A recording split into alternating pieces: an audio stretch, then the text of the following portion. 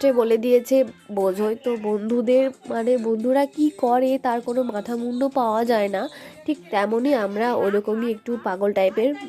কখন কি বলি আর কখন কি করি তারও কোনো মাথা মুন্ডু থাকে না। তারপর সব কিছু শেষ করে আমাদের নিজেদের খাওয়া দাওয়া শুরু করে দিলাম। আমাদেরও অনেক খিদে পেয়েছিল, আমরাও না খেয়েই ছিলাম। না খেয়েছিলাম মানে এই না যে সকালে কিছুই খাইনি, সকালে খেয়ে দুপুরে খাবারটা একটু লেট হয়ে গেছিলো সবাই মিলে, তাই খাওয়া শুরু করে দিয়েছি।